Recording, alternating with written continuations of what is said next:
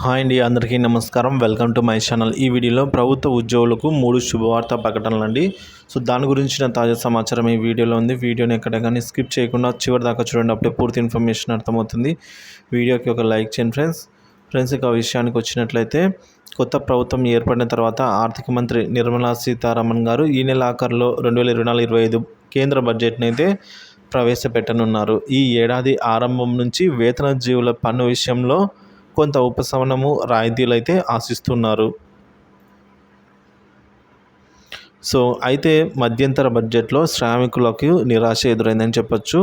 వేతన పన్ను చెల్లింపుదారులకు పన్ను ఉపశమనం కల్పించడం వల్ల వ్యయం పెరుగుతుందని, అంతిమంగా వినియోగం పెరుగుతుందని నిపుణులు భావిస్తున్నారు. పన్ను ఉపశమన చర్యలను అయితే ప్రభుత్వం పరిశీలిస్తుందని, బడ్జెట్ సమర్పణకు ముందే తుది నిర్ణయం వెలువడే అవకాశాలు ఉందని ఆర్థిక మంత్రిత్వ శాఖ వర్గాలు అయితే సూచించాయి. అయితే ఈసారి బడ్జెట్లో ఉద్యోగులకు లబ్ధి చేకూరేలాగా 3 ప్రకటనలు వెలువడే అవకాశం ఉంది. అవేంటో ఇప్పుడు చూద్దాము.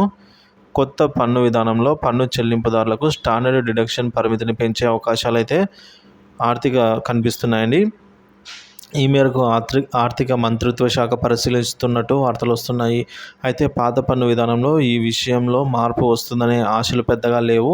వేతన జీవులు వాస్తవ ఖర్చులకు రుజువులు ఇవ్వకుండా పన్ను కింద వచ్చే ఆదాయం నుంచి మినహాయించుకునే నిర్ణీత మొత్తం అయితే ఇది. ఇక రెండవది, మీడియా నివేదికల ప్రకారంగా వ్యక్తిగత పన్ను చెల్లింపుదారులకు ఉపశమనం కల్పించడానికి ప్రభుత్వం పన్ను స్లాబ్లను క్రమబద్ధీకరించవచ్చు అని అయితే చెప్తున్నారు. పన్నులను తగ్గించవచ్చు అంటున్నారండి. సో ప్రస్తుతం కొత్త పన్ను విధానంలో ఆదాయ స్థాయిని బట్టి పన్ను రేట్ అనేది 5 నుంచి 30% వరకు ఉంటాయి. స్లాబ్ల వారీగా ఉంటాయి. ఇక కేంద్ర బడ్జెట్ 2023 కొత్త వ్యక్తిగత పన్ను విధానంలో పన్ను స్లాబ్లలో గణనీయమైన మార్పులను తీసుకొచ్చినట్లు డెలాయిట్ ఇండియా నివేదించింది. బేసిక్ మినహాయింపు పరిమితిని 2.5 లక్షల నుంచి 3 లక్షలకు పెంచడం, 5 కోట్లకు పైగా ఆదాయం ఉన్న వారి సర్ఛార్జీని 37% నుంచి 25% తగ్గించడం ఇందులో ఉన్నాయి.